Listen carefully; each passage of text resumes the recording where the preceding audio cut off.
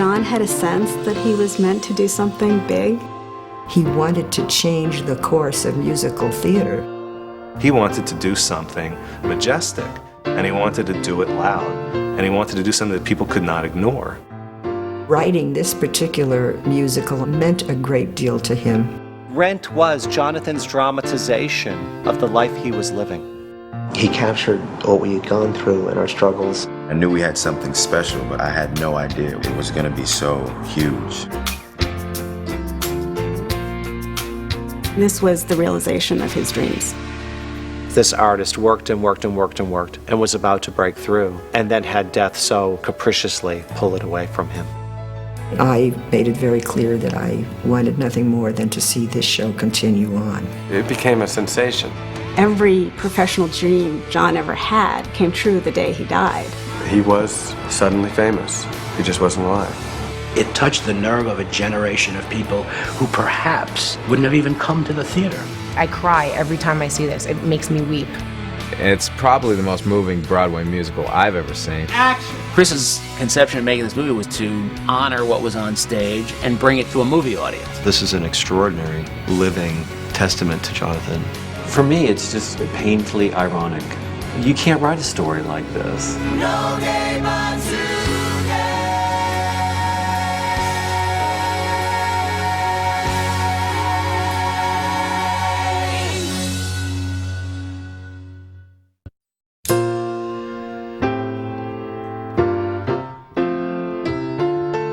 We grew up in suburban New York, in Westchester County, in White Plains. My brother and I were very close. We've always been a very close family. We wanted to raise our children in White Plains because we just thought it was a community where we would love to raise our kids, and we weren't wrong. It was very idyllic when we were growing up. I used to say we had the true Leave It to Beaver childhood. We'd hop on our bikes and just head out and ride and play and be home by dinner. I remember Jonathan distinctly from 3rd grade on. He was just another kid in the neighborhood until about 6th or 7th grade we became really friendly. He wasn't shy, he was popular and outgoing. He was just always there. Although my parents were not involved in the arts, they had a great love of the arts and appreciation of it. So we were exposed to theater and music. Jonathan and his sister were both exposed to a lot of folk music. I wasn't musically inclined. I inclined to like music. Jonathan got his talent someplace else. I would say he had to be born with it. You know, I mean, when you have a talent like that, when did it ever start? He was in band and orchestra. He was in chorus and he started playing trumpet. And as he got older, they really needed a tuba player. So he was asked to play the tuba because he was big and tall. Played piano for a couple of years with formal lessons. Whenever he saw a piano, if he went into a room, he played the piano. And he loved really great rock and roll. He was really influenced by Elton John and Billy Joel. He used to blast rock music, and I'd tell him to tone it down. His standard comeback was, "It's no louder than you turn up the opera," which was true.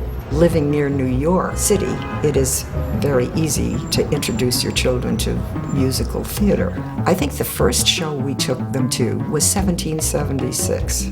Then, of course, later on, there was Fiddler on the Roof. We saw Hair. When I was about 16, Jesus Christ Superstar came out, and that was a huge influence on John. And he loved, obviously, the Soundtime stuff, which was torture for me. You know, I wanted to be at a rock and roll show. I didn't want to be at what was it, Sweeney Todd? When we were growing up, we had almost every Broadway album soundtrack. My parents had them all, and we would just pull them out and listen to them over and over again and read along and try to figure out what the story was, even more than music. He always was an actor.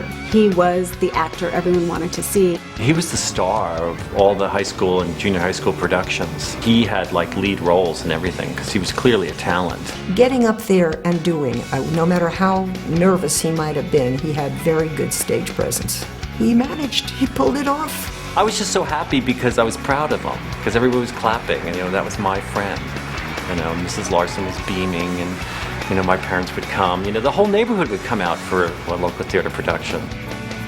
It was a very embracing family. They didn't see gender or preference or race or any of that. They just saw people. I knew I was gay from the get-go. You know, I mean, I knew early There was no confusion on that front. John was the first person I told. We told each other everything. I knew I could trust John, and that's why he was my friend. We were both very, very fortunate to have amazing parents who truly are non-judgmental and encouraged us to be whomever we were and do whatever we were passionate about doing. And I think that's at the core of who we are as people. He wanted to be an actor and ended up getting a full tuition, 4-year scholarship as an actor. And that's what he was going to be. John went to Adelphi University, which is on Long Island, and they had a wonderful little conservatory program for theater. It was certainly an honor for him to receive a Barnes Scholarship. Jonathan was accepted as an acting major into the BFA acting program at Adelphi University with a full scholarship for 4 years. He loved it. I mean, I've read some of those letters he wrote me, and all the stationery was like, there were piano bars on the bottom of the page. He was just so enthusiastic. He was the top acting student at the time, and it showed on stage. I mean, there were productions we did it there, and even if Jonathan had a little role, he made a mountain out of it. If you met John on the street, he was kind of gawky and geeky. Nice guy, but no huge presence, but he could command a stage like nobody else. He was always really amazing on stage. He was a great comic actor. The best thing I ever saw him in was Twelfth Night. He played Malvolio, and he was hysterical. And one of the musicals that they chose for Jonathan's senior year was Godspell, and he got to play the Messiah. All of a sudden, his acting training was connecting with his love of music. Almost right off the bat, he started writing music as well. Adelphi had cabarets, which were sort of raunchy, Saturday Night Live-esque kind of things we did in the school cafeteria. Jonathan quickly got into writing for the cabarets. The cabarets were always political. We always said about cabaret theater was that there are no sacred cows, so anything was fair game. Jonathan took to it immediately. He had a very strong sense of social commitment. He was always taken by issues of equality. Jock Burdick, who was head of the department, had written a piece and asked John to do the music. A huge honor for John at the time. Libro de Buen Amor. It was this beautiful celebratory ritual, it was almost like a mass that they wrote together, which really brought Jonathan to another level of writing. Jock really helped take him under his wing as a mentor. Jock had a thing he called Kefi. Kefi meant joy of life. It sort of became like Jonathan's mantra, and I think that's what he really took from Adelphi, was that sort of joy of the theater and joy of life, and not taking anything for granted. Jonathan went off to do summer stock, rehearsed a show, do a show at night, rehearse during the day, do the next one. And he loved being around all these people who love music and theater. I met Jonathan at the Barn Theater in Augusta, Michigan, which is between Kalamazoo and Battle Creek. Jonathan was the piano player. We were earning weeks towards our equity card, and the equity card is to be able to join the Actors Union, the Professional Stage Actors Union. I remember the day that he got his equity card because that was a monumental thing, and that meant then we could go to New York and show up at auditions. We were actors. He moved straight into Manhattan. This is what you do. Want to be an actor, you move to New York. Because of Broadway. I mean, it's the place to be. That was just the dream, the goal, to be in this city, to be in this great place. I think that was an adjustment for John. It's going from being someone who's always successful in those 4 years to then moving to the big city. All of a sudden, you're one of a million people instead of one of 20 people. Once you come to New York and try to act, it's so painful. Jonathan surprised us very greatly when, after he graduated from college, he sat us down and said, "Look, I'm going to put acting on the back burner because I really want to devote my time to writing music." I can remember being kind of disappointed because I thought he was very good. For us, it was traumatic because nothing made us happier than seeing him perform on stage. It was, I think, a natural progression for him, and it was a harder thing for us to accept. From very early on, what he saw happening in American musical, which was an art form that he loved, was just a lot of spectacle. It was the era of the epic musicals from London, shows like Les Mis, Phantom of the Opera, and Cats. It was an era of kind of stuff that your parents would take you to and you'd say, what a waste of an evening. So that was the challenge he was facing, just as a composer and a musician. And his sort of mission was to try to bring the MTV generation and the musical theater world together, which is a very hard thing to do. If anyone was going to do it, he was going to do it, or the art form was going to die. John was very clear that he was going to change the face of American musical theater. And he'd say it to people, and it would sound arrogant or ridiculous or goofy. But knowing him, there was a quiet confidence about him.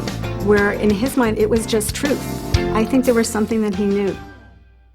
At some point, John moved down to Greenwich Street. It was like 5th floor walk up in this very funky building. You had to call him from the phone booth across the street and he threw the keys down. I remember walking into it and thinking, I can't believe the building's standing. It was, you know, a pretty unique shithole. I mean, we all lived on 6 or 5 floor walk-ups, but it's true, he had the shittiest 5 floor walk-up of all. Couldn't really call it an apartment. It was more like a loft that had been broken down with walls and a very strange configuration of rooms. The key thing was the bathtub in the kitchen. It was great. You know, if you were sitting there eating a bowl of cereal and someone took a shower, you'd have to move over so that the water would go into your cereal. No heat. It was freezing in there, and it smelled like sour milk. Ugh, yuck. Can't we get a vacuum in here?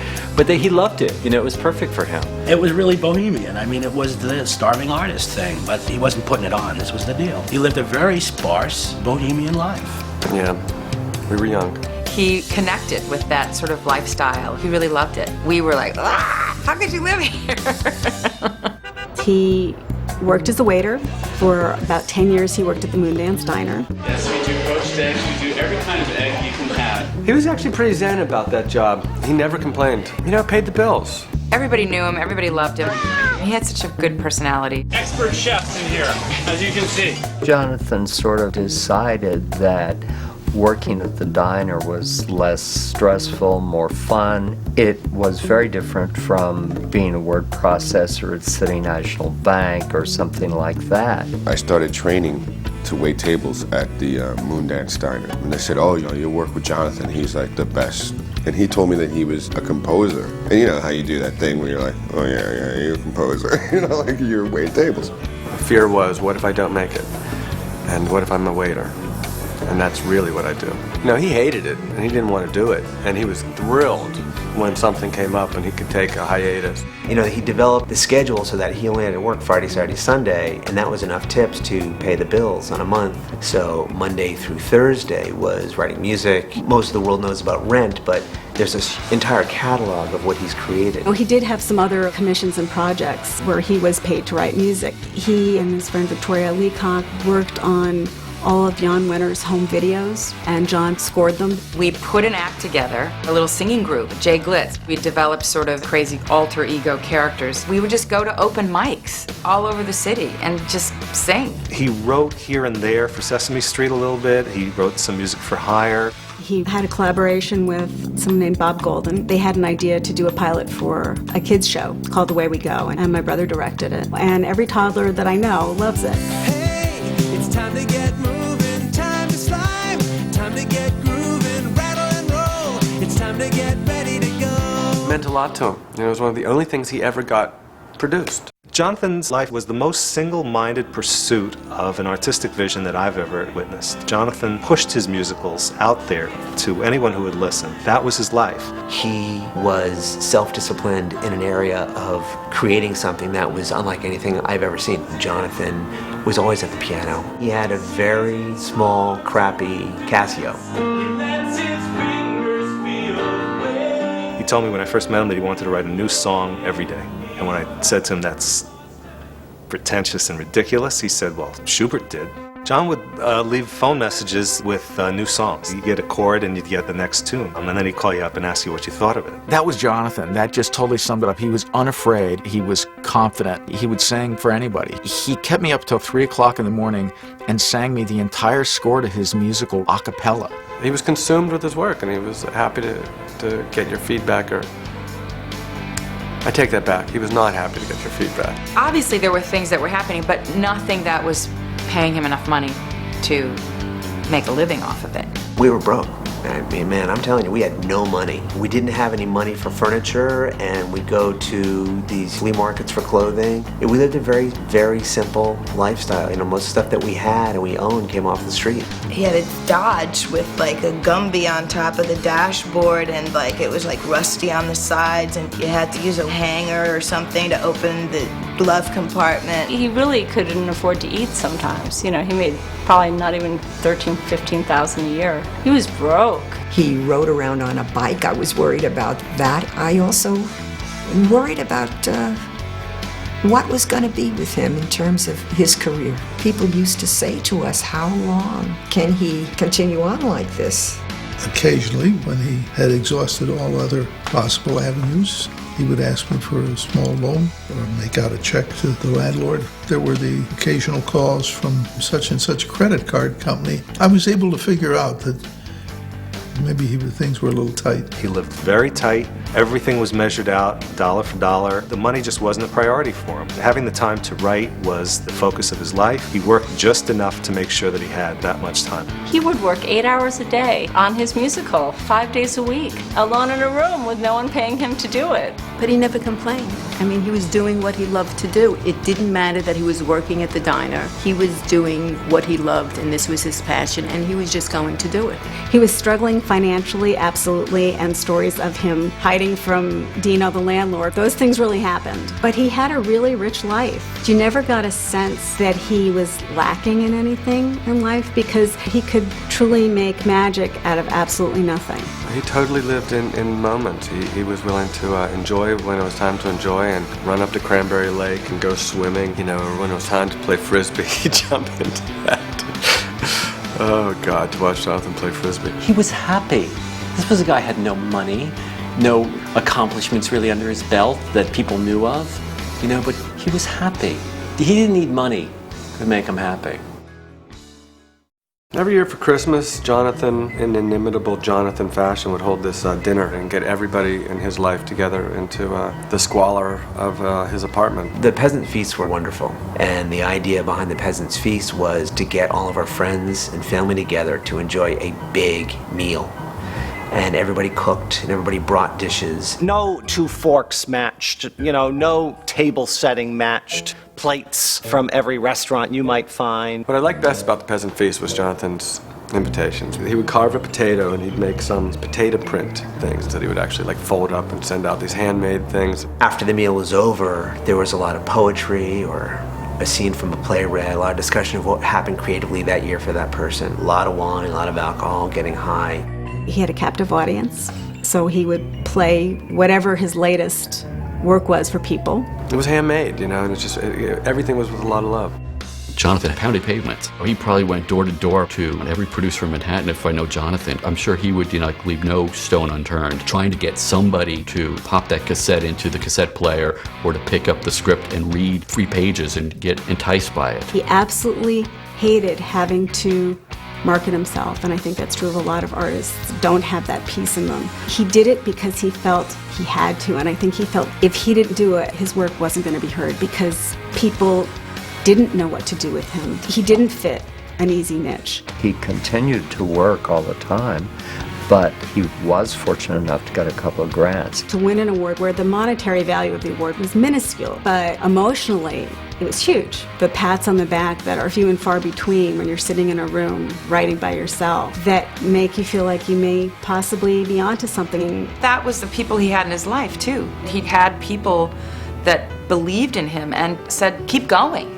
You are great. You are good. It is going to happen. His friend Victoria Leacock was his producer in residence, if you will, from the time he got out of college. Somehow, in some invisible space of time, I became like his main cheerleader. I was his Judy Garland to his Mickey Rooney, putting up a show and making it happen. Victoria, God bless her, she would set up readings. We'd go to people's houses or we'd be in some room somewhere she'd rent, and she'd bring wine and cheese, and she'd invite people. She was such a huge supporter of his and believed in him so much. You have people who fill up different sides of you, and they represent very different parts of you. We were all parts of the palette that made him whole. Jonathan had a lot of people he was really close with. And Janet, of course, who was huge for all those years. Janet was his girlfriend for most of the time I knew him. Everybody asks, he wrote musical playwrights and he's Jewish. She must have been gay.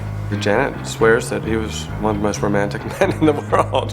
And happy birthday from your unkie. John was truly a Pied Piper. He was a magnet for kids of all ages.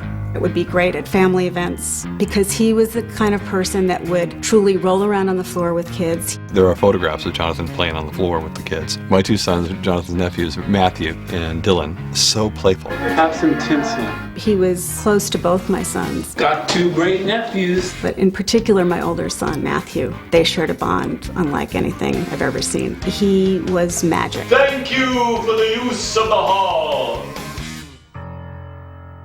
Stephen Sondheim is the preeminent musical theater composer. He wrote shows like Sweeney Todd, Company, A Little Night Music, the greatest musicals of all time, and amazingly well crafted too. So he was an inspiration.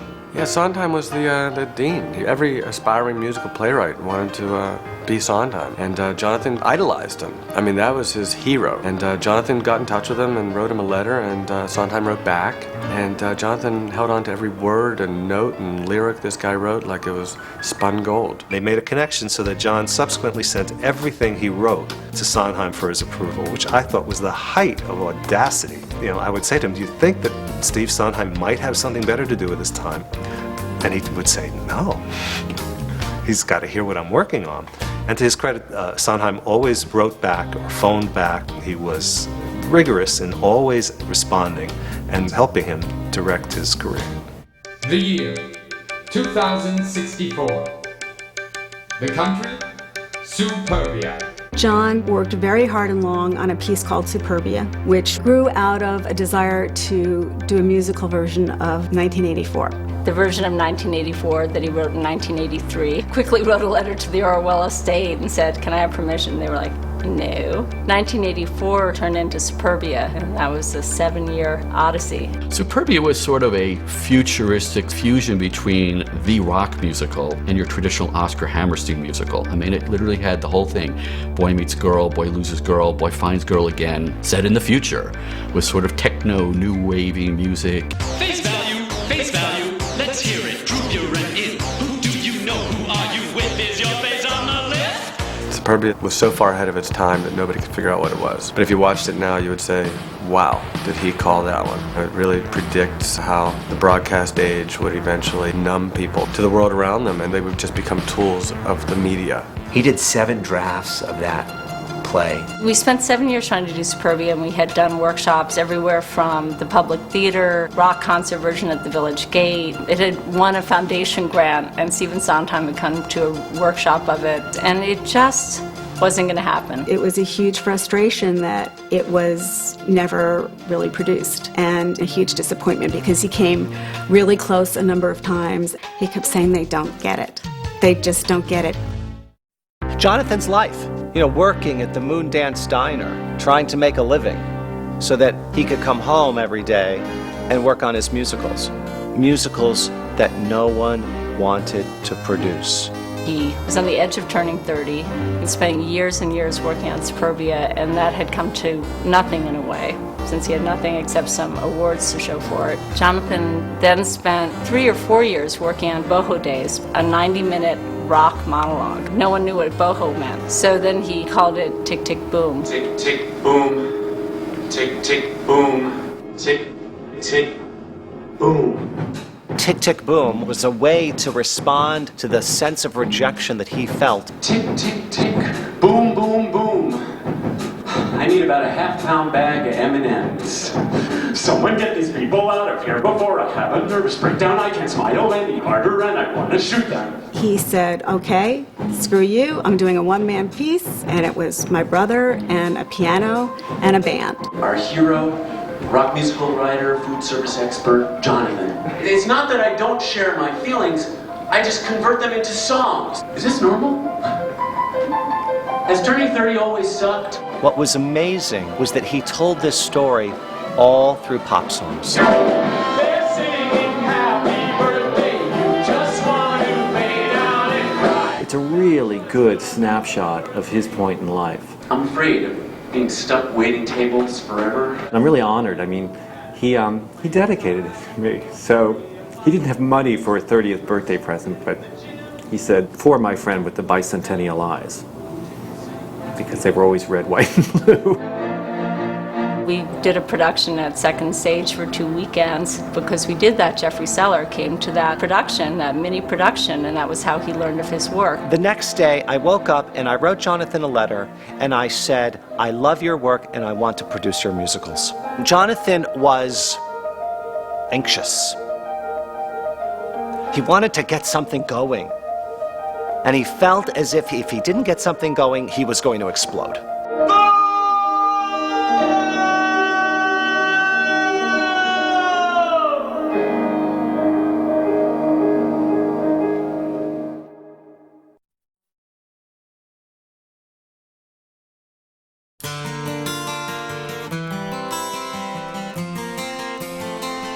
John and I spoke constantly, and he would tell me everything that was going on. And I remember someone connected him with Billy Aronson about a new project. It was sort of updating La Boheme.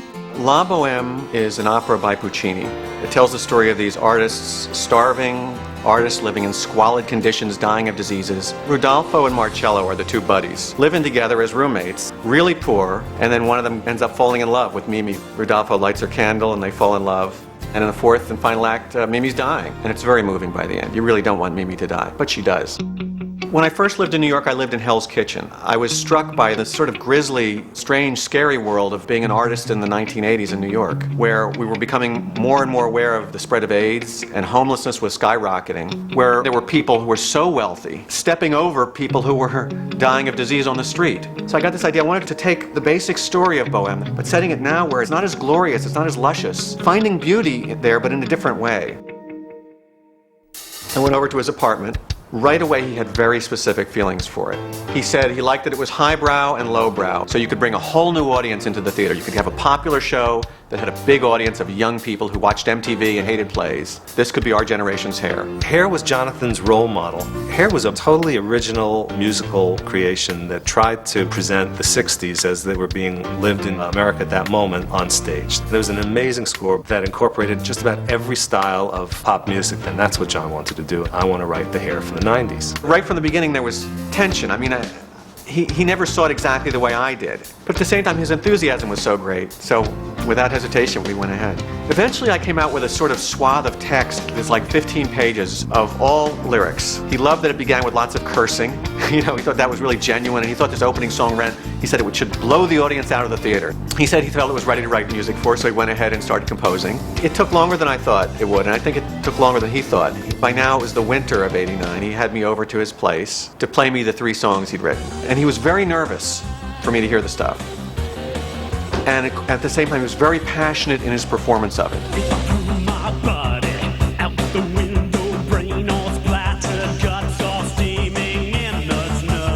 So it was really weird listening to Rent played on a Casio, you know, dee-dee-dee-dee-dee-dee-dee-dee-dee-dee, this little clinky thing, and him screaming and wailing. And I remember my initial impression, the thought going through my head was, you know, what if this sucks? What if it's just awful? What do you say to the guy? But as I relaxed and got into it, I thought that was a really cool opening song. I Should Tell You really blew me away. It was so mysterious and scary and weighty. He really captured the delicateness of falling in love when you're scared to do it. You know, this is like those operas that I like so much. It captures a complex feeling and communicates it, except he was doing it in rock music. So I was just thrilled, and he felt great, relieved that I was happy. Everybody loved the songs, but you know, nobody really got how they would fit together to make a show. Ultimately, they couldn't finish it. They didn't agree on the focus. We never had a breakthrough where we really saw what each other wanted to do. He really wanted to do Rent as his next project, and he wanted to be sure that he was unencumbered to do it. He wanted to do it by himself. When he called me up and said, I've got an idea for how to go ahead with it on my own, I thought, well, great, the songs should live on. They drew something up together. Jonathan took over the story. He really went to work on it. Jonathan went out and bought the book. He didn't want to adapt the opera. He wanted to adapt the stories. He was really creating his own La Boheme. I've used all materials that Henry Murger wrote to inspire me, but I've also used Puccini to inspire. But still, the ultimate fun and ultimate challenge was to ask, in our society today, who would Marcello be? What would he do? Who is Rodolfo? There's parallels with almost every character. Mark is a filmmaker and based on Marcello in La Boheme, who was a painter. And Roger is a songwriter who is based on Rodolfo, who was a poet in Boheme. Mimi is the courtesan in La Boheme. Jonathan took that and transformed his Mimi into a stripper with a drug habit. The show is very autobiographical. There are veiled portraits of Jonathan and his friends in it. There are lots of little moments in Rent that are absolutely germane and specific to Jonathan's life. You can't say, oh, this character is this person from his life. I think there's probably little bits of lots of people that he knew sewn in there very carefully. The Maureen and Mark situation is very real. I was dumped. She got a new man? Well, no. What's his name? Joanne. It happened to Jonathan in the early 90s. He had had a girlfriend for a while, and she had been seeing another woman all along, and that ended the relationship. Thanks for being so understanding. All the characters are the embodiment of Jonathan. There's a lot of Mark in Jonathan. There's some Angel in Jonathan. There is Collins in Jonathan. They're all part of him. Rent was John. The optimism and the hope that you see in Rent is what I saw to be what he lived with.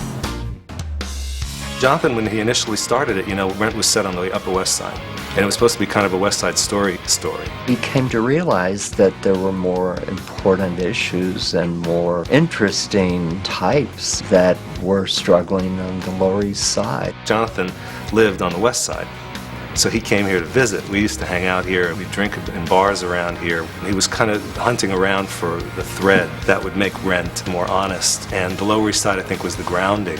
New York was a different New York then. It was grittier. You didn't go to Avenue C without watching your back. Really scary and desolate, and there were like shady drug people hanging out in doorways. The edgier gay and lesbian community, funky punk influenced kind of community. Young artists, young students were starting to move in. A post-collegiate dormitory scene with style. Lower East Side had a lot of music happening in it. A lot of that, found its way into Rent real fast. And the Lower East Side, back in the day, there were a lot of, burnt out, abandoned buildings. At certain points, because of the economy, it seemed like a good idea to be a squatter. A squat is to live illegally in a building that otherwise would not be habitated. And a squatter is someone who takes an apartment and lives there illegally. And the owners of the properties, obviously, they were furious. They wanted them out. They wanted people who paid rent. And Tompkins Square Park was the epitome of it. Talk about squatting in apartments. People were squatting in Tompkins Square Park. It was a 24-hour-a-day circus over there. People slept in the park or just wouldn't go to sleep because there was no place to live. And then it was the beginning of zero tolerance of poor people in America. It became increasingly uncomfortable for the authorities to have folks around like that, so they brought the police in to get them out. They came in like an army, and it was days. I mean, there was fires, and there was flares. And everybody was cheering for the poor people and cheering against Big Brother. It was like watching a war. The story in Rent is a dramatization of what kind of happened little by little. People with money started to buy property on the Lower East Side, turned into cool, fabulous, bohemian-style places. You could be bohemian if you paid the price. Jonathan really knew a lot about what was happening, and it captured a struggle for him. He decided that in Rent he was going to right all the wrongs. He was going to address this infuriating sense of the haves and the have-nots. Jonathan was basing Rent on Puccini's La Bohème. That was about a plague, and the current plague was AIDS. The late 80s was a terrifying time. Everybody was dying. Friends were dying. Doctors were telling people they had 2 years at most. The AIDS epidemic was just eating people alive around us. I stopped counting at 44 people I knew who had died. I was a heterosexual woman, in the gay community. That was nothing. I mean, it's hard to explain to people who didn't go through the AIDS epidemic what it was like. I mean, you had friends dying. They'd go to parties, like a Christmas party, and the next year there'd be a lot of people who didn't show up again. Reagan knew about AIDS 3 years before he said the word. When he was first told about AIDS, there were 10,000 people in this country with it. By the time he said the word, over 100,000 people were dying of this sexually transmitted disease, and no one seemed to care. There was definitely a stigma that you either had sex with something or shot something up to get it. You did something bad to get AIDS. And there was so much discrimination around it, and so much hostility towards it, and so much ignorance that you were afraid to talk about it. There were very few resources to really help you with it, so you relied on your friends. Jonathan was connected to the gay community strongly because his high school best friend was Matt. And Matt was HIV positive, and Jonathan was terrified to lose Matt. And the worst part was the fear.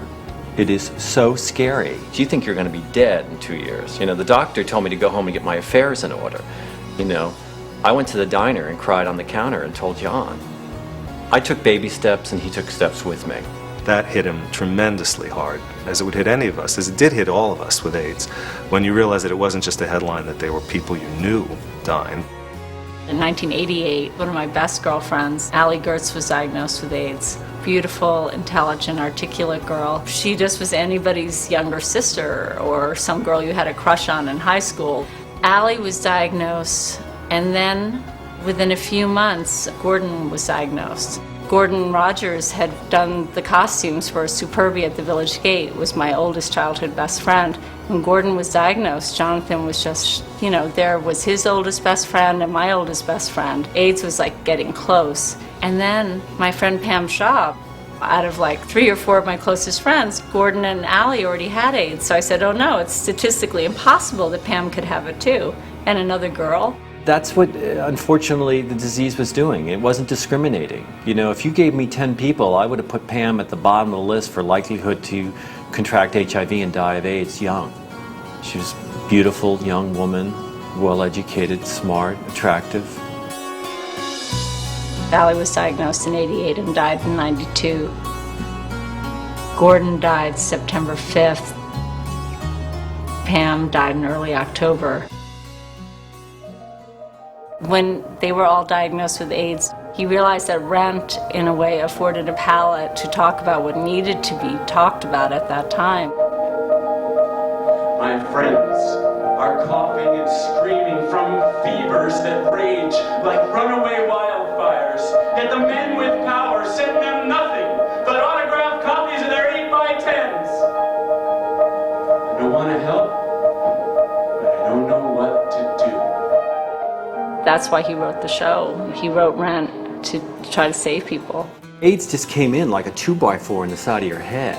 I found Cynthia O'Neill, the creator of Friends Indeed, and they immediately knew I belonged there. People who came to the early Friends Indeed meetings were mostly terrified. I mean, that was the most thing they were, was frightened. Most of them thought they didn't have very much life left and they didn't know how to navigate that, and they were frightened of what the suffering was going to be. So we felt very strongly that there's got to be a place where people can go and really be able to talk about it and not have being ill and dying treated like something that's so terrible it can't even be mentioned. Friends Indeed gave us a place to go and be ourselves. It was the opposite of fear. It was love. It was the opposite of judgment. It was understanding. People started showing up in droves there in places like that, and to have a non-judgmental environment of support. How are you feeling today, right now? Pretty good. So I took John there. I dragged him in there and made him sit through some of those groups, and then he started volunteering there. He was coming to support Matt, and I think he was coming to hear about what was going on. Jonathan had been sitting in a group at Friends Indeed one night when a young man raised his hand and said, I'm not really afraid of dying, and I think I can handle suffering. But he said, the thing I think about all the time is, will I lose my dignity? Will I lose my dignity? Will someone care? John witnessed that, and he was not afraid to talk about it and share it in his music and his art. It took Jonathan a long time to find the full voice of Rent that we know. How do you document real life when real life's getting more like fiction each day? John totally obsessed with Rent for 7 years. All he talked about was Rent, and he was almost frantic. By the time we got into 93, 94, it was all consuming. I mean, every waking hour that was not at the diner was refining the music and developing the characters. In the Broadway show now, there are 41 songs. If I had to put a number, I would guess Jonathan probably wrote upwards of 100 over the course of his years of writing Rent. In this show, he attempted to inject as much pop and rock energy and rhythm and driving power as the storytelling could take, and yet still write something that was part of the American song tradition. He can write the tango, and then he can write Rent, which is a kick-ass rock song. He really could do anything. But there was the story that Jonathan had a girlfriend that said, you can't write a gospel song. You can do all this rock and roll Billy Joel stuff. He said, I'll prove it to you. And sure enough. Seasons of love. When it was time to record the songs, Jonathan reached out to a man named Steve Skinner, who had a recording studio using the latest technology. 11 or 12 years I worked with him. He felt that I was able to give his music the sound he wanted. You can't just bang something out on a piano. You have to have fuller arrangements to really communicate. It has to sound like rock and roll. Jonathan was a little bit goofy, sort of, like that. Very enthusiastic about his material when he had finally gotten it the way he liked it. Jonathan brought me down to his apartment, sat me down, and we sat there for almost 3 hours in the dark, and he played me the entire show. Put on headphones so that I could really get the sound of it. And I had no idea what was going on. It was a total confusion to me, but it was clear that the music was compelling. I think honestly what I told him at the time is that there's great stuff here, there's terrible stuff here. And I think he knew that too, because it was really like anything, it was in the early formative stages. Until you see it up on stage, it doesn't seem like much. You got to see it with everybody singing it on the stage with the whole thing. Then it's like, oh, okay, now I get it. When Jonathan found the New York Theater Workshop building, he was psyched. Jonathan rode by in his bicycle and stuck his head in. This is the perfect space for my new musical. The next day I got a script and a demo tape. Jonathan wrote a cold letter to Jim Nicola at New York Theater Workshop because he thought, well, it takes place in the East Village and this is the coolest theater in the East Village, and given that Rent takes place in this neighborhood, I want my show done here. And if Jonathan wanted it done, he was going to make it happen. I actually distinctly remember Jim calling myself into his office to say, listen to this, what do you think of this? And he was quite worked up by it just from hearing this. By the time I got to We Light My Candle, I knew that we were into something really interesting.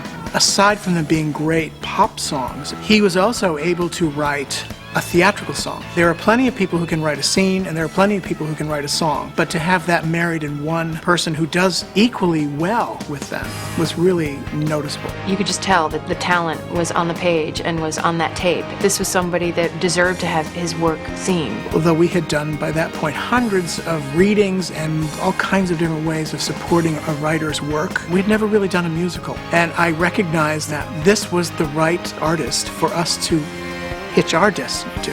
Jonathan was really happy with the partnership with the New York Theater Workshop right from the start. What I remember him telling me is that this guy, Jim Nicola, gets what I'm trying to do. He was just very excited. He was finally having a chance to really get this thing on its feet and really work on it. I can really find out what this is. I think it had enormous potential and it was really far along, but it definitely had a lot of kinks to be worked out. It's all well and good to read something on the page, but we do not confuse the text on the page with what the play is. We always feel that the best way to get to know something is to actually hear it in the mouths of actors. My first exposure to Rent was when I saw the read-through here in 1993, and I was really excited about it because we'd been talking about it for 2 years. I loved the idea for the show, and I loved Jonathan's work. I remember it starting, and they opened up with the number Rent, and that was totally cool and totally rocking and hard driving. And then they introduced the drag queen, and that was pretty cool, and he had a fun song.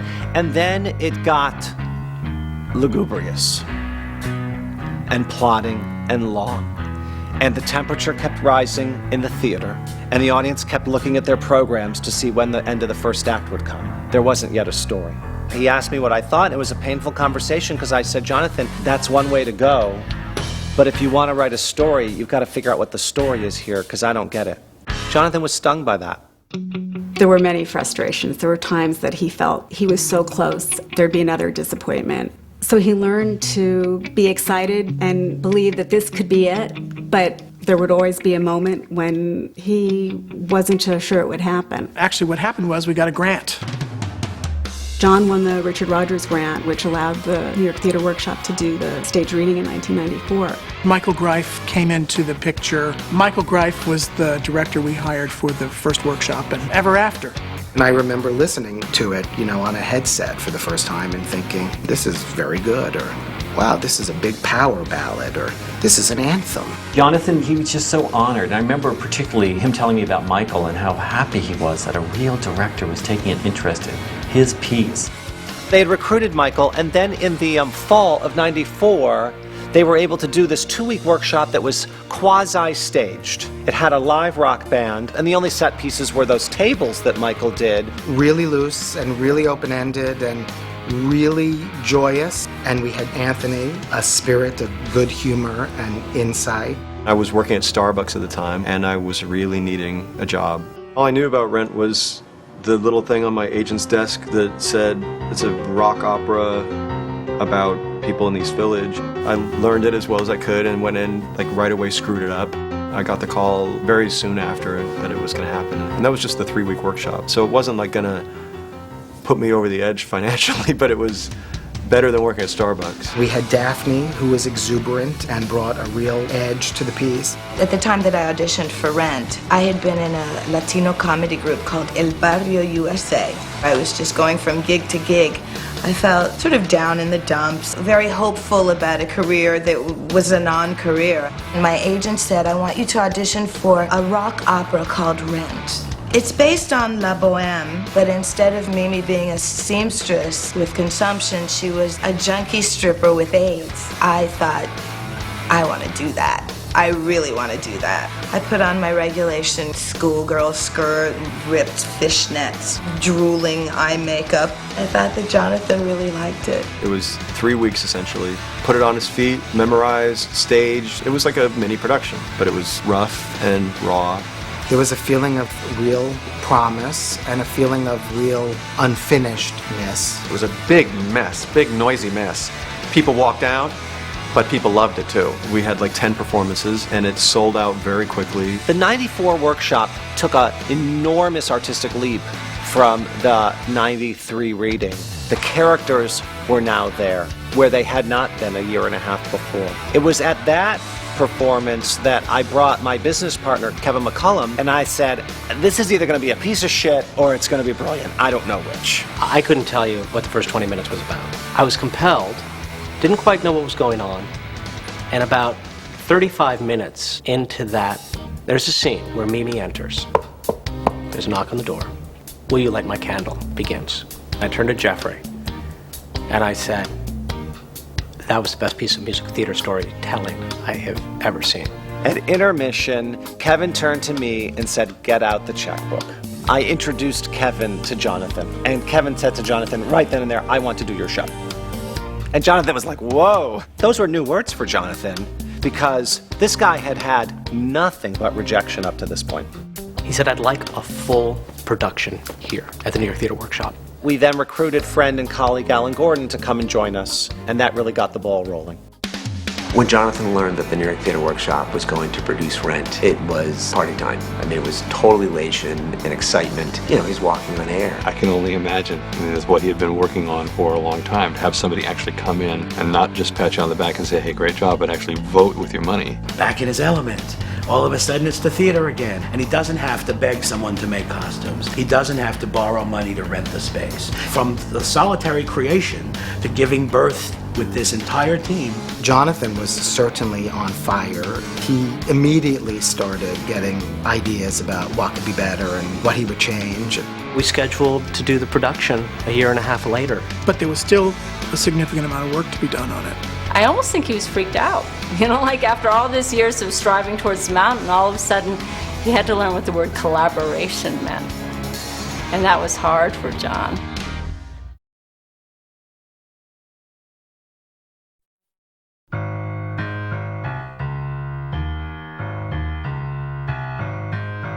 The casting process took about 4 to 5 months. The idea was, and they were really passionate about it, really finding unknown rock and roll pop kind of voices. We all made a commitment to really look for folks who felt like the characters. When there was that kinship, when you could believe that they lived this life, it was very exciting. Daphne Rubin Vega had done the role of Mimi, and Anthony Rapp had done the role of Mark. Jonathan and Michael were so committed to them, so they were cast.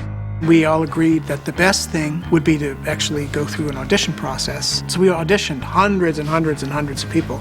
We just started auditioning the world. We started posting flyers at CBGBs and those kind of places. Want to be in a musical? And that's how we found Adam Pascal. We were down to the wire, and there was no Roger.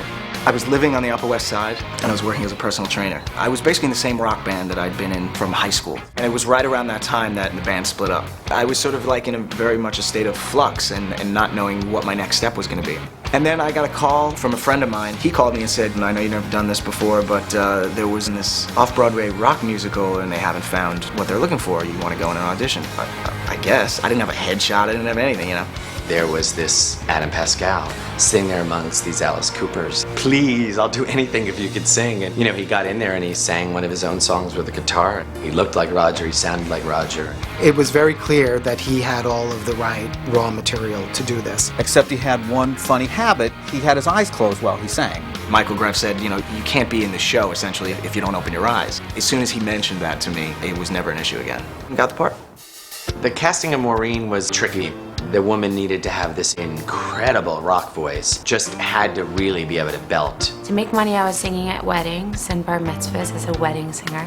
I was trying to pick up jobs wherever I could, and Rent was sort of a fluke audition for me. I think what I sang the first time was Something to Talk About by Bonnie Raitt. There was something about being raw and being in the moment and spontaneous that they liked about all of us. At the time, it was a gig. We were doing our thing, you know. It was like, okay, this is so I don't have to my unemployment just ran out. I need the 12 equity weeks for my insurance. Hello. I totally identified with Joanne. I totally identified with her. Casting the role of Angel was also complicated because it was a young drag queen. Angel has to sing higher than high and blow you away with the voice. Someone gave us Wilson's name. Before Rent, I was working as a dispatcher for a realty company, and I was working the graveyard shift. Wasn't exactly happy with where my life was going, but I knew that there was always something in the band, something waiting for me. When I heard the first song, I thought, I have never heard anything like this before in my life. This is a musical? This is a musical. Wilson came in and he did this whole sort of rap thing and he was spinning. It gave everybody the confidence that, oh, he'll know how to dance in high heels. I didn't get any response for about a week. I called my agents afterwards and I asked, so, you know, what happened with that musical? And they go, oh yeah, they loved you, you got it. I go, well, why didn't you tell me? I was like suffering for a whole week. You can't do this to me. I'm sensitive, I'm an actor.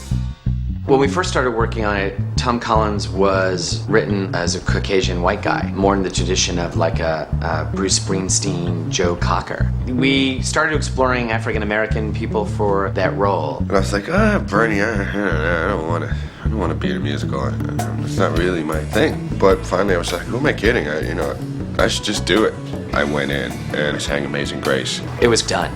I mean, he is that character. I mean, you know, as we've all experienced, and he smiles and he just moves you. I told myself I wasn't going to do any more musicals. I was going to try to focus on straight plays, TV, and film. So I got this call from my agent. She said this is supposed to be this really new, hip, cool musical with this interesting director, Michael Greif. I went in, last minute, and then he cast me. Little did I or anybody else know, that it would basically change most of our lives. The first thing we did was we came to Jonathan's for that dinner, the peasant feast at Jonathan's apartment. It was the meeting of the entire cast for the first time. Michael Greif, Jonathan Larson, I think a couple of Jonathan's friends were there. It was their way of sort of having everybody break bread together and meet each other in a social situation as opposed to everybody just coming in and meeting first day of rehearsal. Jonathan got up in front of all of the actors and he said to them that every year I have a peasant feast for all of my friends. I thought I would have it for you guys because you guys are playing my friends in Rent. He spoke about how writing Rent was really an attempt to pay tribute to his friends, some of whom he'd lost. And he was very emotional as he was talking about this. I wrote a show about my friends so that they would not be forgotten. And so I toast you, my friends who are here and those who are not. I remember him saying we were all going to basically realize his dream and that we were going to be like a family. I remember thinking that he was being corny and very emotional, and he couldn't have been more prophetic. He couldn't have been more prophetic. We started rehearsal for the 95 Off-Broadway in December of 95. When we conceived of the production in 95, one of the things we tried very hard to do was to preserve the loose, raw feeling of the workshop. The first day that I saw all the cast members, we were also very happy. All of us just laughing all the time. We all clicked so hard. We all came from such different backgrounds and different places, but there was just that chemistry. Every individual is so interesting and so strong, and they have real distinct personality, each one of them. There were so many different levels of experience. We had some very young people and older people. Everybody had like a huge talent. Rehearsals were great. It was this wonderful, open process. And they were doing it with such generosity and ease. There was no one whose ego was right in the room. It was everyone together creating a community of artists, very much like the community of artists in the play.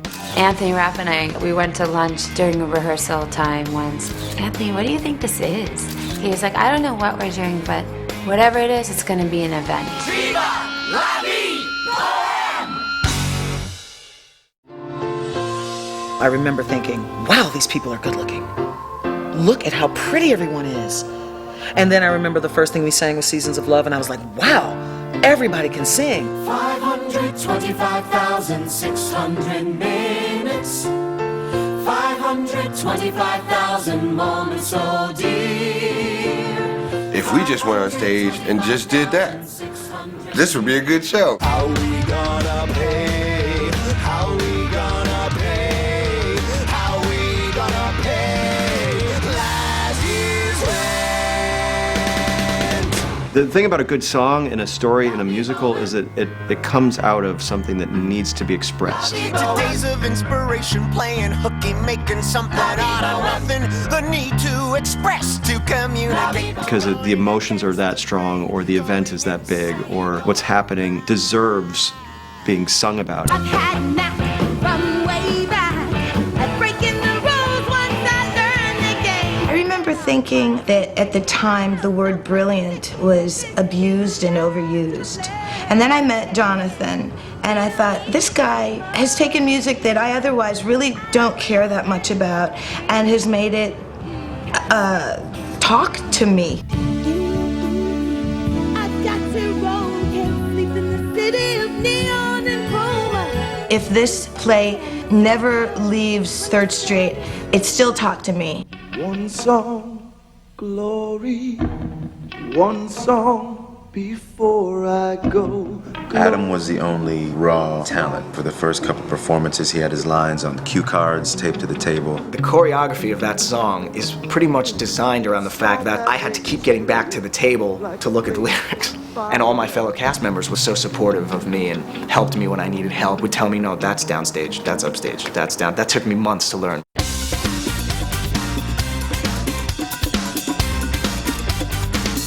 The way I physicalized the character Angel became really easy after I threw on the heels.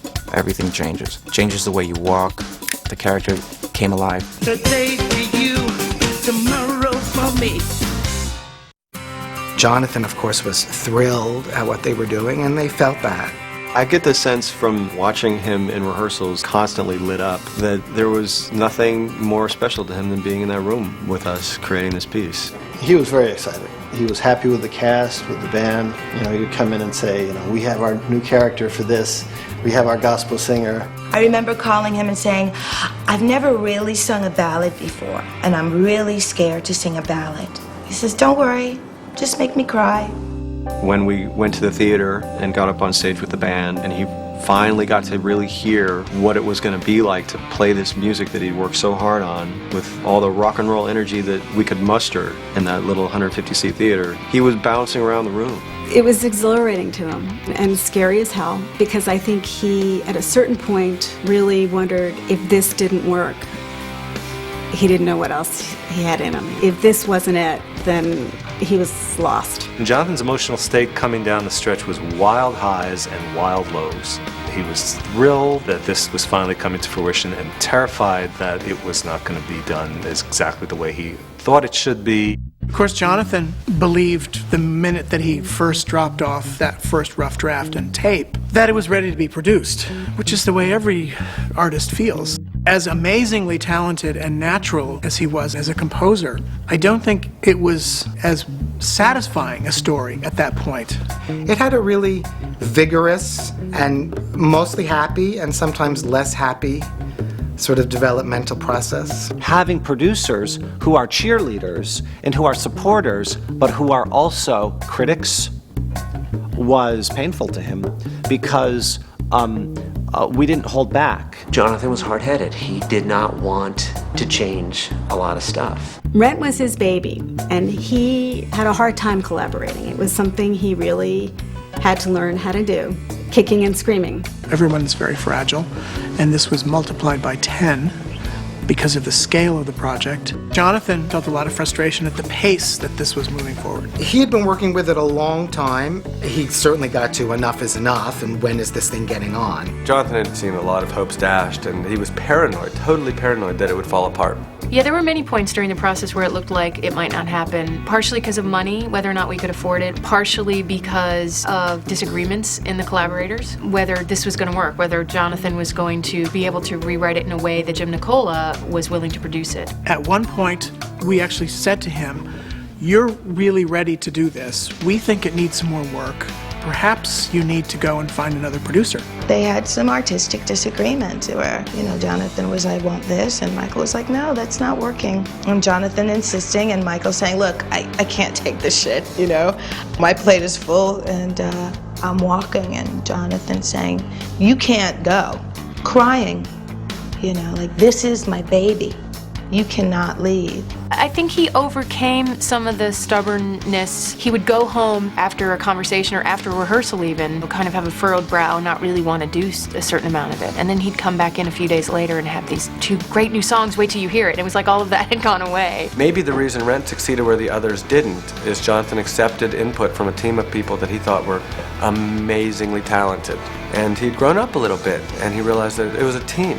Ultimately, no matter how much Jonathan hated it, and no matter how much it stung, he listened, he took it in, and he made it better. When the New York Theater Workshop had staged with Jonathan that they were going to do a full-blown production, it meant he could quit the diner and change his way of life. My last checkbook. Quitting the diner was a very big move in his eyes, and I guess in our eyes too. It really meant that he could concentrate on what he really wanted to do. That was so exciting. The idea that he was going to finally be able to live his dream and be a composer and live off his composing.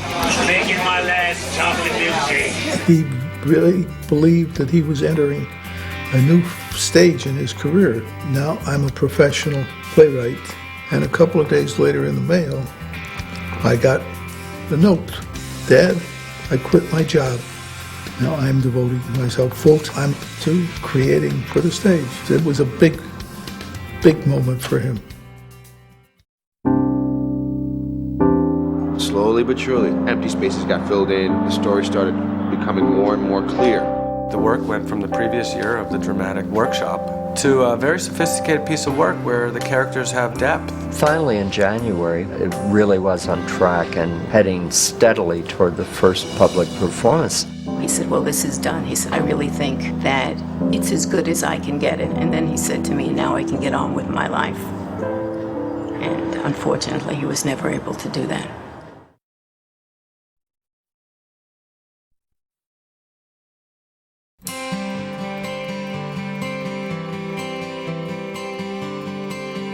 Jonathan was having chest pains and terrible nausea. He had periods of bad health because he wasn't living very healthy, and we just thought it was nerves. I remember we were in tech rehearsals because the show was about to receive audiences. Adam and Anthony were on stage singing What You Own. I remember Jonathan getting up and he was holding his chest. He had collapsed in the back of the theater, had massive chest pains. He was thinking he was having a heart attack, and he thought, "This isn't how I want to go." Jonathan was in the emergency room on a bed hooked up to a bunch of machines. The doctors had just checked him out and they didn't find anything alarming. They diagnosed the flu, they pumped his stomach, they thought it might be food poisoning. They gave him massive drugs that masked what he was really feeling and sent him home and told him he was fine. After that experience at the emergency room, he tried to get more sleep, but he was really very upset and very worried. John kept saying, something's not right. I said, then go back. Go back. And he ultimately did go back to another emergency room. He called and he said he thought he was having a heart attack. Thought his heart was exploding. So we took him to the hospital. The doctor said he was okay. And I said, well, you know, he's got a big plaque. He said, it's probably just nerves. You know, when a doctor looks at you and says, he's okay, take him home, you say, okay. And I just said, Jonathan, I'm sure you feel sick, but I think if you just relax and get through this week, you'll be okay. The doctors were wrong. Jonathan, he still felt lousy, but it was just too much work to do. He had to go forward and work at the theater workshop. Apart from Jonathan having what seemed like the flu, it was really normal. Here we are having our final rehearsals. It was the dress rehearsal. It was just getting ready to, you know, start performing the show. The very first time, completely without stopping, in full makeup and costumes. You know, I think we all were feeling pretty great about what we had, and we couldn't wait to get an audience in. I remember how excited I was to show up for that performance on January 24th because there were so many people here sitting up and down the aisles. John went to the dress rehearsal and he was just beyond excited. He was a bundle of nerves, but was so proud of what he did and couldn't wait for us to come. That night, the performance was just magical. The audience went nuts. They were practically stomping on the floor. And it was a dress rehearsal, and people were screaming. There was just so much energy and so much passion right there on that stage. I was blown away that someone I knew created something that beautiful. It wasn't done, you know, it was still a bit of a mess. But boy, you could see it was there. And I looked over, and in the aisle there was Jonathan surrounded by a huge number of people just like clamoring around him. I have the clearest image of him right over there in those chairs on that last day. He was very excited. I know he was pleased with it. I was like talking to somebody else, and the next time I looked over, he was gone. And I was like, where's Jonathan? He's in talking to the New York Times. Talking to the New York Times, like, oh. Anthony Tomasini, who was the music critic at the Times, wanted to come and see it. He and Jonathan sat in our box office here because it was the only quiet place in the whole building. We sat there for probably 45 minutes, and Jonathan talked about his life and the show. I studied acting at Adelphi. We talked a lot about La Boheme and how much he loves it. I analyzed the libretto and just broke it down beat by beat. We talked a lot about his hope for the Broadway musical. There's no reason why pop music cannot emanate from the theater. Then he talked about his future and said that because of this production, he was able to quit his job as a waiter. I'm happy to say that other commissions are coming in, and I think I have a life as a composer. Finally, they broke up, and Jonathan told us that Tomasini had been very positive about it, said very good things about his future in the musical theater. And I remember thinking, well, this is great. Jonathan's big dream was to get a great review in the New York Times. It would validate him as a creative artist. You're right, continue to do what your heart is telling you to do. We are forever grateful. We feel like John did get his New York Times review. He heard it's going to be a hit. He went home after that and died.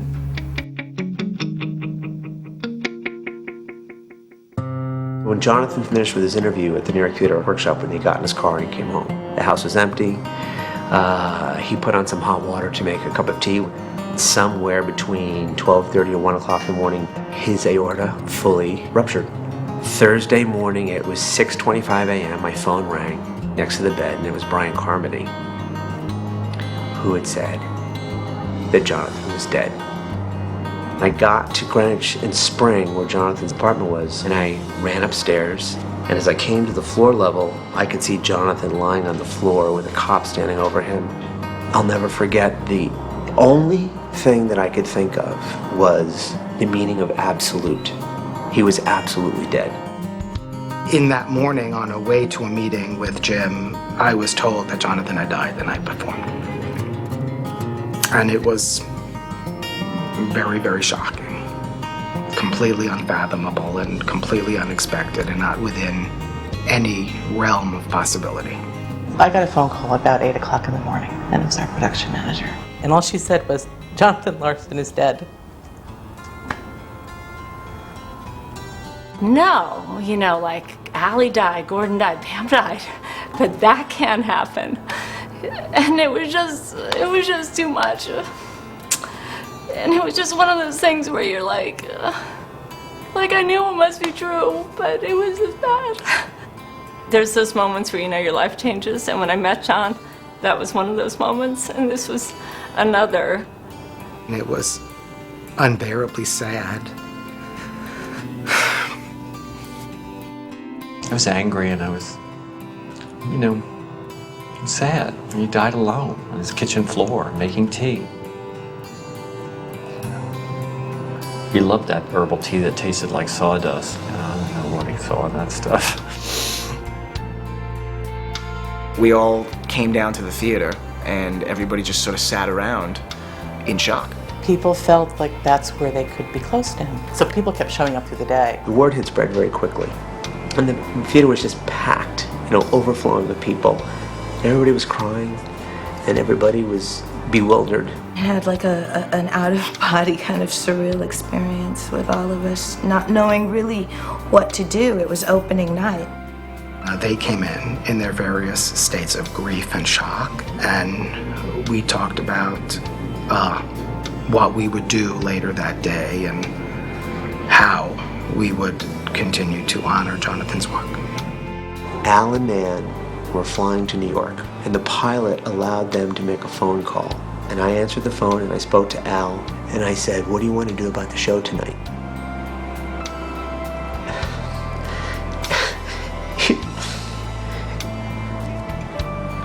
He didn't waste a second. He said, "The show will go on."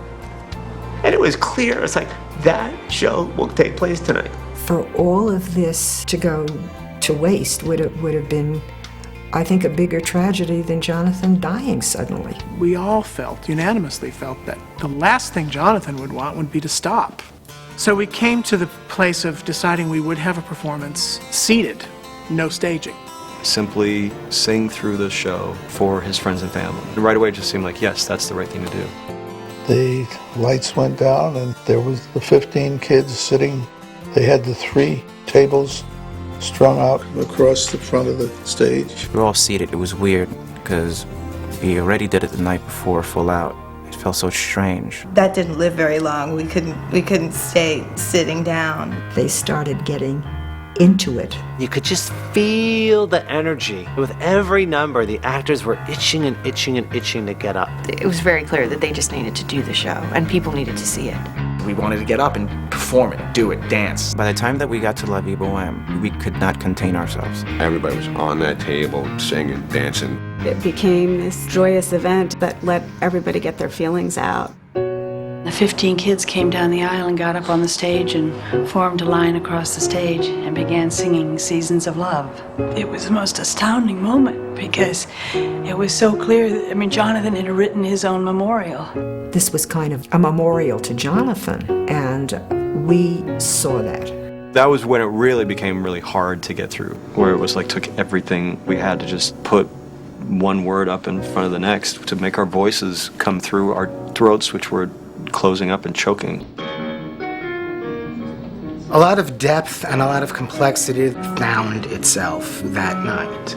Starting with Adam singing Glory. One song, glory, one song before I go, glory, one song to leave behind. Every single lyric was heightened because suddenly Jonathan's death felt like it was all over this show. And it was clear. He'd written a manifesto about how to view this death, this tragedy. One last gift from Jonathan. In the middle of the second act, I was singing I'll Cover You, the reprise. In the play, yes, I sing about Angel, but this would be about Jonathan. Open your door, I'll be your tenant. Don't got much baggage to lay at your feet, but sweet kisses I've got to spare. I'll be there and I'll cover you. When the second act came down and the last note was sung, there was an immediate standing ovation. The entire audience sat back down and did not move. It was deafening, it was so quiet. Nobody knew what to do. And I don't know whether it was 15 seconds or 30 seconds. The people just sat there in that silence. It seemed like an eternity until this young voice spoke out. Thank you, Jonathan Larson. Thank you, Jonathan Larson. And that broke the spell, and everybody moved. And I remember standing by my seat, saying to somebody, I hope this show's a success and becomes a lasting tribute to Jonathan.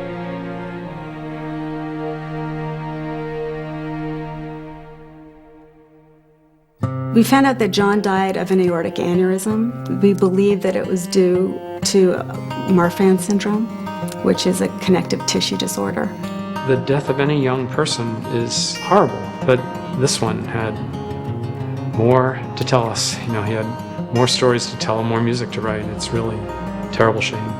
Now I understand why people have religion, because you want to believe that there's some higher purpose. Like God needed him to write for the angels, so he snatched him away from us. I'm not much of a mystic. I will never know whether he had any sense of impending doom for himself. But there certainly is a recurring theme of make the most of the time that you've got. And for him, I'm happy to say that I think he did. The next morning, after the day Jonathan died, we all got together to plot our next week.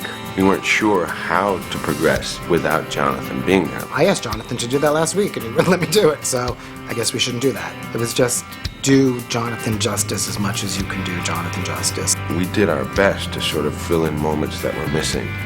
But I would guarantee you, if Jonathan Larson was alive, he'd probably still be writing songs for the show.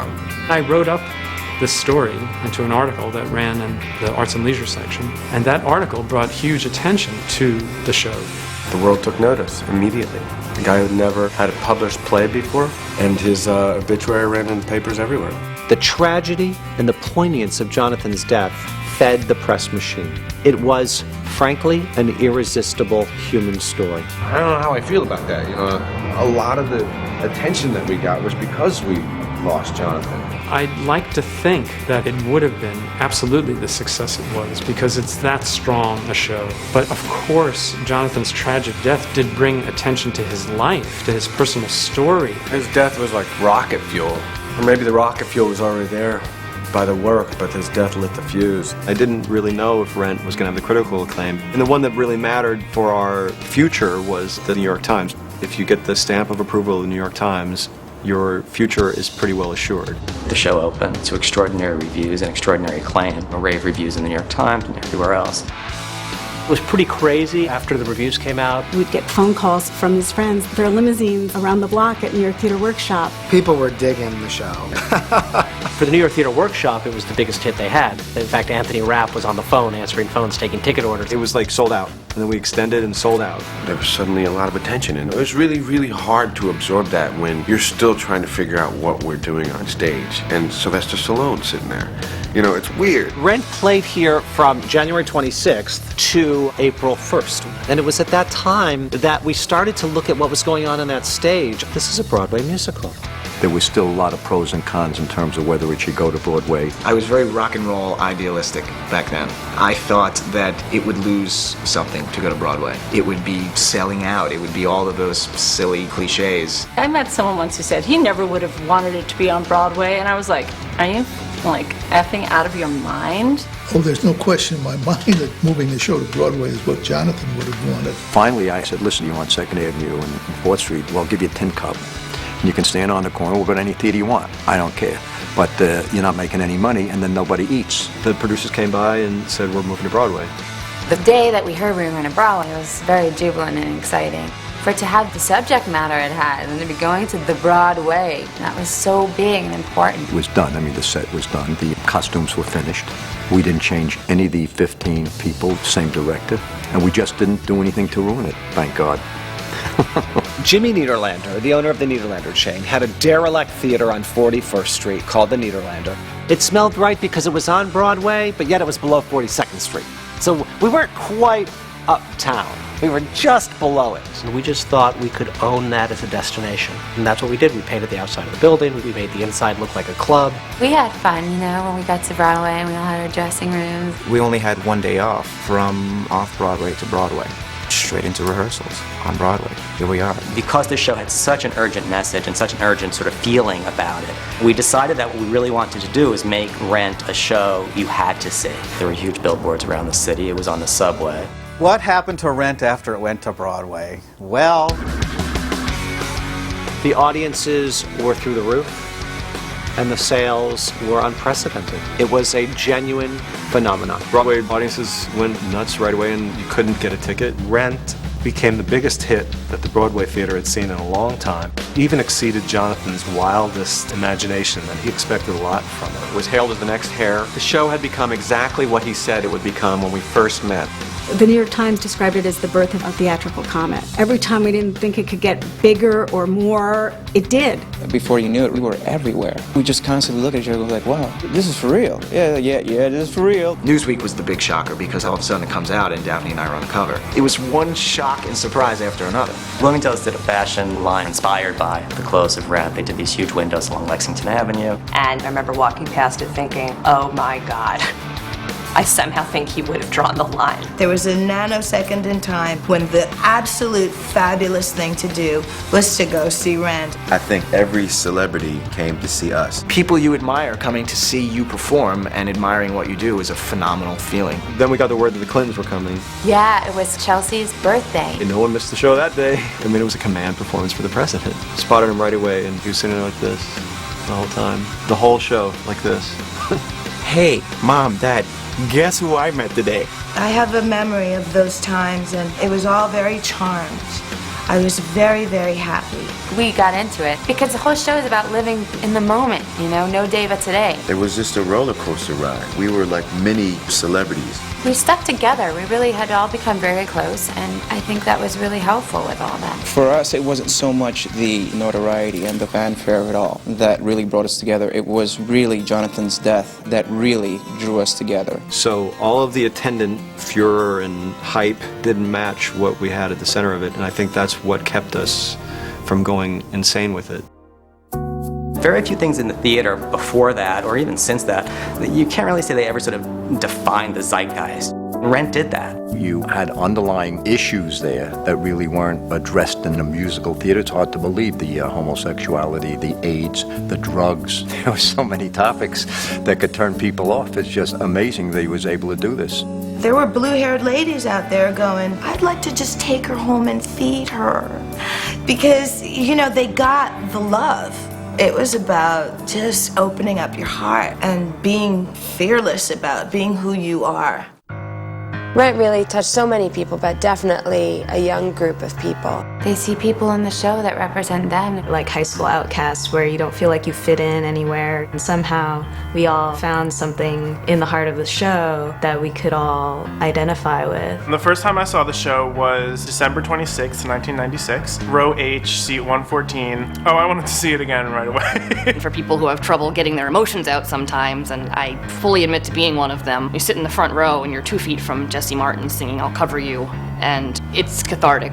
Sure was cool seeing all the kids online. The producers came up with an original idea, selling the first 2 rows of the theater for $20 a ticket. We wanted to make sure people who were living like Jonathan with not a lot of money could still see Rent. And every single day, the line got a little bit longer. Pretty soon people were coming at 4 in the morning, and then they started coming the night before. The line waiting just got so ridiculous. It was urban camping. And the line became so popular, the kids on the line started naming themselves the Rentheads. I made some of the best friends in my life that I'm still friends with today doing the line. Rent really won every award that it could have won. It won the Drama Critics Circle Award, the Drama Desk Award. My brother just won the Pulitzer Prize. It was surreal. Alan and I went to accept the Pulitzer Prize. Jonathan was our kid, and he couldn't be there to pick up the prize.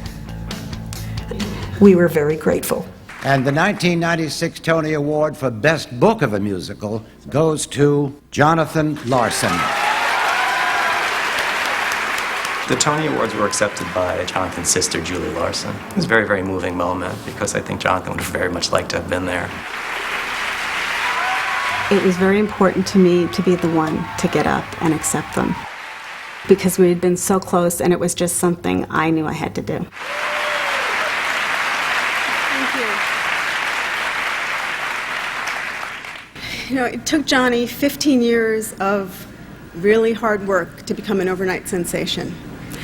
So we'd like to share this award with all those who are out there still working in restaurants or driving taxis or doing whatever they have to scrape by for their art. Stay true to yourselves and to your dreams and know they can come true. He had done it. He had written the new musical. And so it was hard to watch him get so famous and not to have him there to enjoy it. And it was the most heartbreaking thing for anybody that was in his life, and his family especially, that his dream of his life was happening and he wasn't there. It kept the wound open. You were mourning publicly. You know, you were crying in the theater.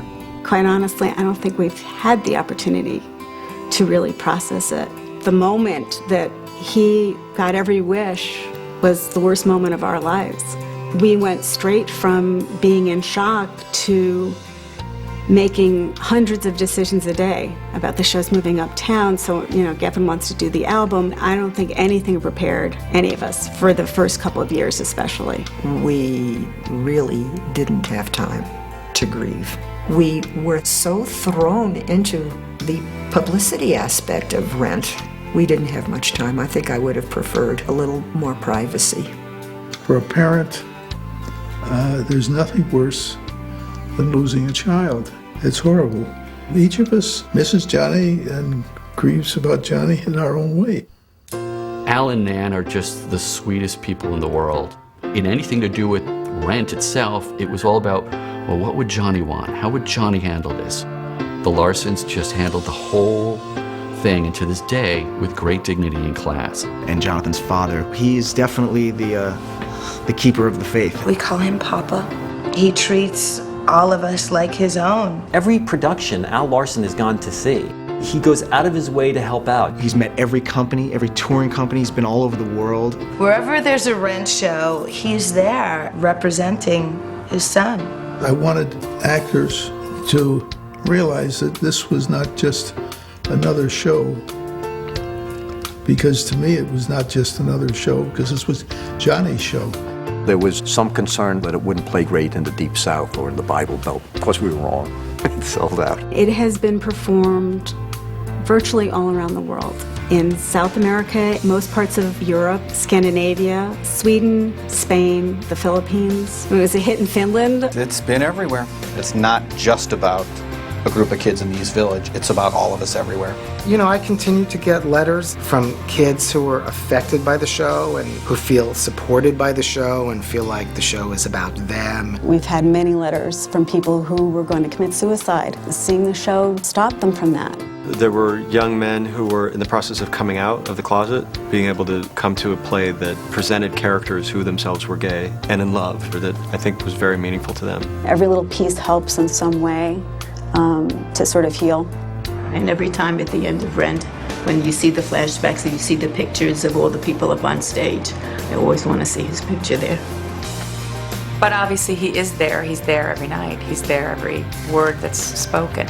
He put it up there and everybody wanted to hear it. All these stories coming out of his curly hair. But Jonathan was no longer there.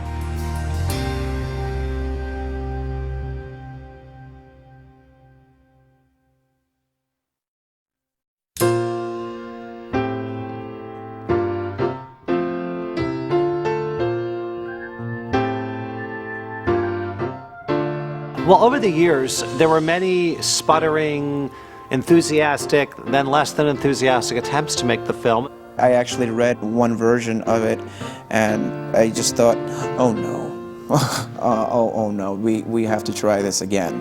Julie was definitely behind trying to get it developed and trying to find who will be the right person. For the first 7 or 8 years, we felt this huge burden, having decided to allow a movie to be made, and B, what was that going to be? We were terrified that we would let the fans down, let my brother down. Ultimately, it brought us to Chris, which has been magical. Chris Columbus is responsible for Harry Potter, Miss Doubtfire, and a bunch of really good movies, but I'm sure he wouldn't be the first choice of a lot of people. Set and action! He's the guy who did Home Alone and Harry Potter, and what's that got to do with Rent? But that's just a really narrow view of somebody's work. This filmmaker has a knack for making emotional connections with his audiences. His films connect emotionally with his audiences again and again and again. I'm happy. You had a good job. You picked the right movie. I was impressed that this filmmaker wanted to take this on as his next topic, that obviously it was touching something in him. Here's a guy who, in my mind, throughout his entire career, demonstrated enormous depth with his appreciation for characters. And I thought, wow, if he puts that together with his visual sense, this is going to be an amazing, amazing film. The truth is, I can't think of anyone who would have been better to direct the movie than Chris. But most people, again, don't know him the way I know him. Chris grew up in Ohio in a factory town. It was a big deal for his parents to save for him to go to NYU because he wanted to come to New York to study film. And when he came there, it was this odd, strange mix of people that he'd never encountered. I lived in New York for 17 years, and in the 1980s, when Rent takes place, I lived in a loft, I had a lot of those experiences, and I could relate to exactly what Mark and Roger were going through. So I felt like I knew those characters, I knew those people. We got power. Oh, Merry Christmas. I was concerned about someone else doing it who didn't have the experience, who hadn't lived in that world. I think once we met Chris, we felt so comfortable that he gets it, that he himself is a fan and didn't want to let the fans or my brother down or us down. When I originally saw the Broadway show, I was interested in making film, but at that time I think Martin Scorsese was going to direct it, so I just put it out of my head. And then a couple of years later, after that fell through, I called again inquiring about Rent, and Spike Lee was going to direct it. It just kept coming back. Every time he started thinking about a new project, he'd think about Rent. And finally we checked, and Miramax was having some difficulty figuring out what to do with Rent. Rent was not an easy picture to get made. Even after I knew we could get the rights, it was extremely difficult to convince a studio to make it. I was turned down at a couple of places because people were afraid of the material. It felt like people just didn't understand it. They didn't understand how emotional and how infectious it could be. People looked at it and were a little nervous by it, and they didn't see how translating it to film would be commercial enough or, justify the cost of making it. People didn't buy musicals. And then Chicago hit. We learned from Chicago that the audience, if you give them something that's a little different, that's good, they're going to come in droves. Finally, it was Joe Roth at Revolution who responded to the material. His daughter's a huge Rent head. Thank God for Joe, or else none of us would be here today. I think we as a family needed sort of the time and the distance to be ready to make a film, and to be emotionally prepared and geared up and let the film be the next step in the journey of Rent. 525,600 minutes. And it became a challenge of casting the movie. You started on Broadway with this amazing cast, and now we were going to have to cast 8 new, young, talented people who could recreate the magic that was on stage. Some people thought that maybe Rent should be a showcase for a lot of up-and-coming young rock stars and musicians. Honestly, I thought when it did come around to a movie, I would be replaced by Brittany Murphy or whoever the newest, cute Jewish girl was. I was 20 years old when I first did it, and I thought I would just be too old for the role. I ended up meeting hundreds and hundreds of people for these roles, but each time I connected with an original cast member, I felt that they actually were these people. Anthony walked in the door and we were both, wow, he looks so young. He looks like he did 10 years ago. How could that be? And then we met Adam, and Adam looked fantastic. About an hour later, Adina walked in, and she looked better than she looked 10 years ago. And we were just like, we should go back to this group and make the movie this way. I don't know if it's the shared experience they had. I don't know if it's the fact that they lived through Jonathan's death and they had to deal with that tragedy together, but something immediately in my head cemented these people to these roles. The only way I could make it work is if I could get as many of them as possible into this film. We were going to get to recreate our roles, and how unheard of that is, and how unusual and unique and wonderful that is. It's also great to bring in some new people and have them join the family as well. Daphne wasn't going to be here, or Freddie Walker wasn't going to be here. How's that going to work? Chris had auditioned, many, many, many, many, many, many, many Joannes. And Chris said, put them all on a tape. He goes, I just want to watch all them Joannes all at once. And then we're watching, and we got to Tracy, and he goes, that's it. I said, well, what about the rest of them? She goes, no, she's it. I figured I could help out. He needed a lawyer. I figured that since you got them evicted. It was really important for Chris to cast the new people to fit in with the energy of the original cast. And I've been auditioning for Rent for 8 years.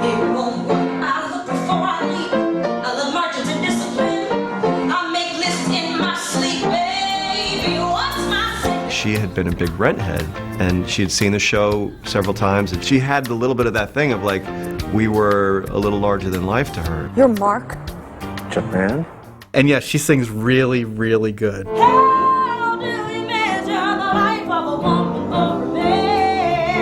Tracy always says that she can't sing, but Tracy, you can sing. She can sing her ass off.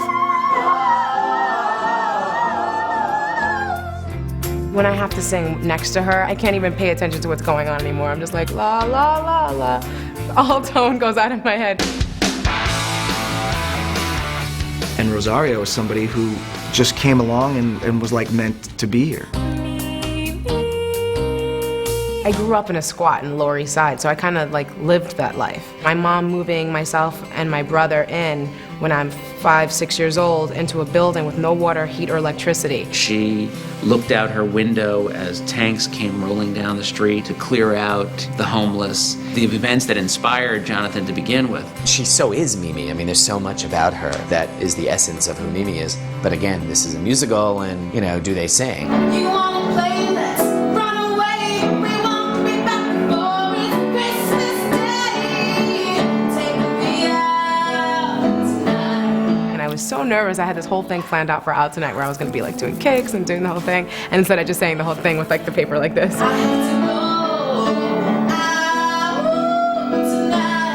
She sang 2 songs, and as she was walking out the door, I ran after her and told her she got the part. It just automatically back on the phone with my dad, just being like, oh my God, I got it. One of the very first things that my dad asked Chris, at some point, could we do some form of a peasant feast where we just talked about John? I lived with Jonathan in '84. We invited a number of John's close friends to come and be a part of it so that everyone got a sense of each other. I was the last person to speak at the end of the Peasants Feast, and I just said to the costume department, Chris, actors, the thing I want you to remember is these are real people, and I give you these things of theirs. Everything I had of Gordon, Pam, Allie's, and Jonathan's. These are the cables from Jonathan's apartment. The actors went up and each took something and incorporated it, and I just felt very good that through this film they've become immortal. How do you leave the past behind when it keeps finding ways to get to your heart? That first rehearsal, seeing everybody, we all knew that it was going to be a good thing. First time we were all together again, it was just like heaven. The energy is exactly the same. It's like we've never left each other.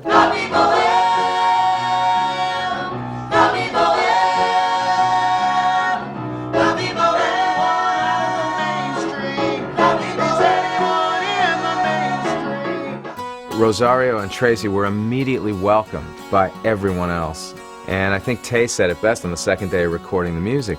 He said it feels like they've always been here with us. They bonded very quickly as the two who had not been a part of the original cast. Coming in on such a tight-knit group, you know, it's a very sort of scary thing. I was so happy to have Tracy there, and we would just be giggling in the corner all the time. When they act tough, you call their bluff. Now just let the boys go here. Tim Weil was the music director on the Broadway show. How we do from Seasons of Love. I'm so happy that I've been with the show this long, because about 6, 7, 8, 9 years down the road, they finally got out of my head. But it takes that long. But now when we start doing the movie again, it's like, oh, back in. Come on. So getting to Skywalker, where we recorded the voices, everyone was nervous, everyone was excited. All of them were together in the room. I mean, we all had tears in our eyes. Great, guys. I actually am a much bigger rock and roll fan than even a movie fan. So for me, One of the reasons I responded to the play was I felt that these were 20 to 25 of some of the greatest songs I had ever heard written. The original recording of the songs had a lot of power, a lot of emotion, but I felt that that was done in 1996, and I felt we needed to bring it into the year 2005.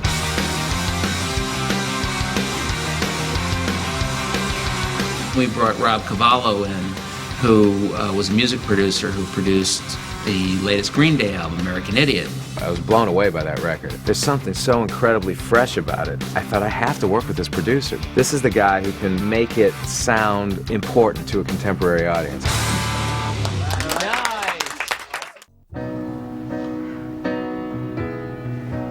That's right. That today's Halloween.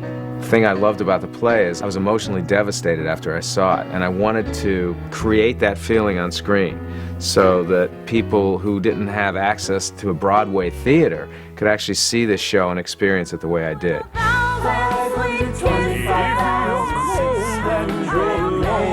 Just from the get-go, he has said to all of us how much he wants to just honor what we did.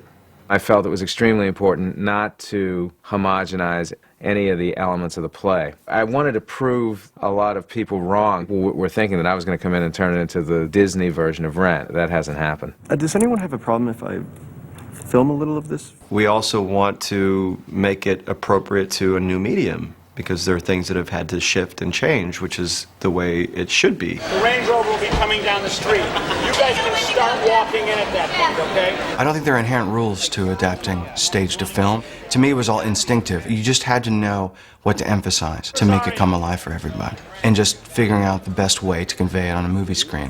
Benny hopes to evict all of the homeless from Tent City and build a cyber studio. You're going to make certain changes, whether it's not having Roger's plaid pants in there or not having the blue pants on forever, making it so that Maureen and Joanne don't break up several times. But you got to funnel it in a way that I think tells the story the best it could possibly be told in this medium.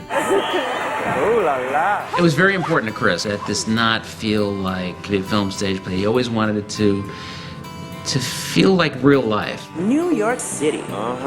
Center of the universe. Sang it, girl. We had to make a conscious effort to ensure that the film had a reality about it. When you turn it into a film and when you actually shoot on the streets of Manhattan and you make sure that the clothing is authentic and that the people look real, it roots the entire film. With the film, we get to go, instead of like having to turn a table to pretend you're in a restaurant, we actually get to go into a restaurant.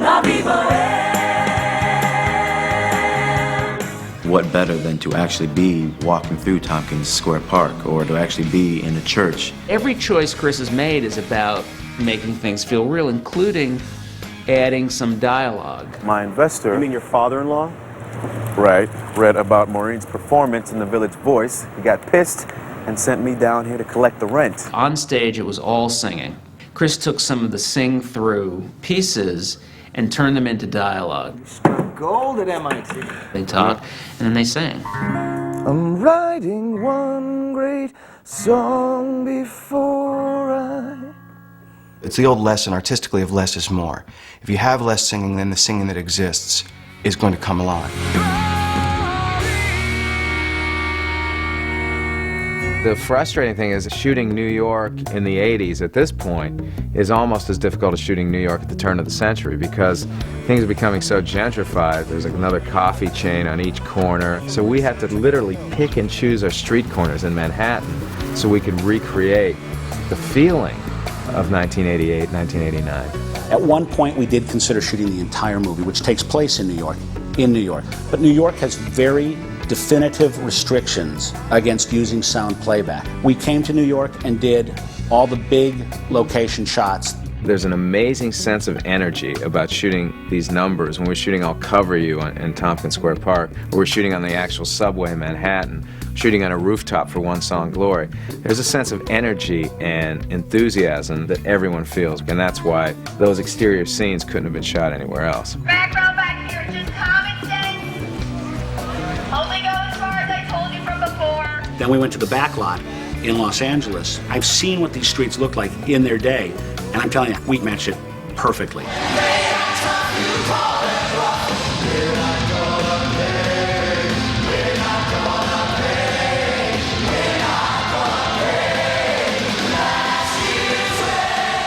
Musicals tend to jump into taking liberties with the real world. So the most interesting thing for me is to ground it in how people really lived. Real places and real texture. It's a real challenge for a cinematographer, for a director, to make such an out-and-out musical. I mean, this has very little dialogue. It's the music.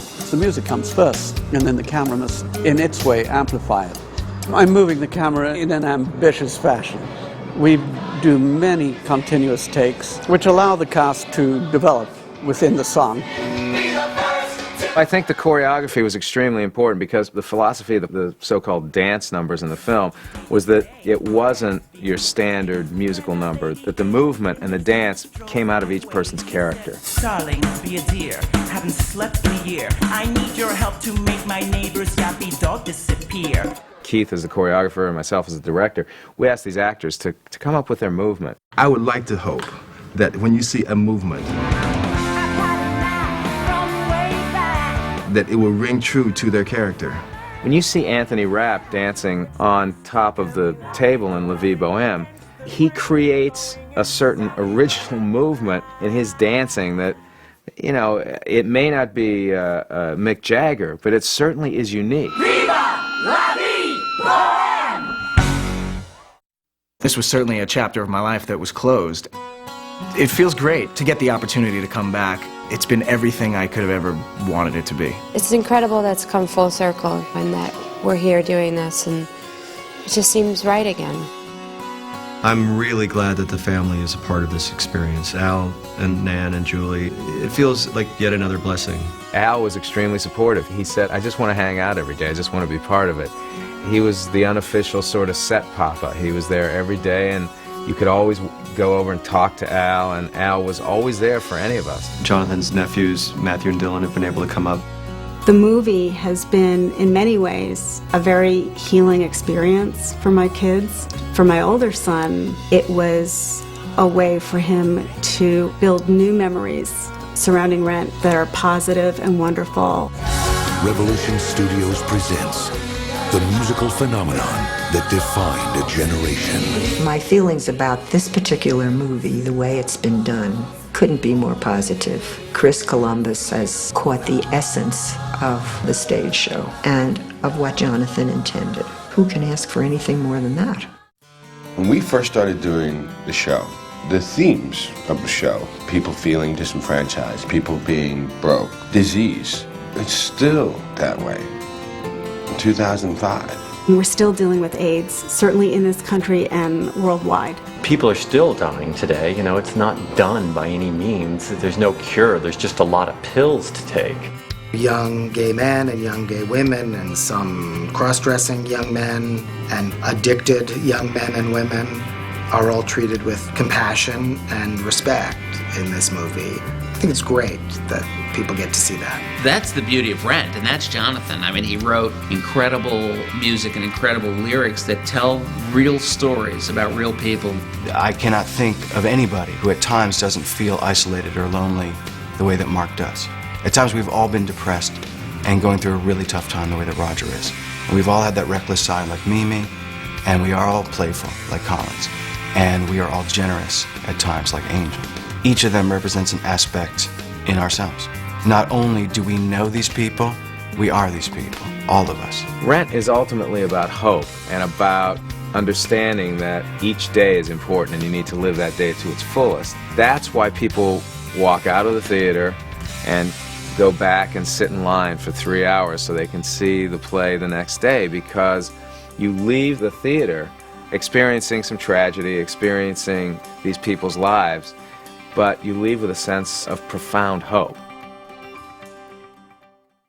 The Jonathan Larson Foundation was started shortly after John died with the goal to encourage other people who are out there struggling, to give them the kind of support that John received.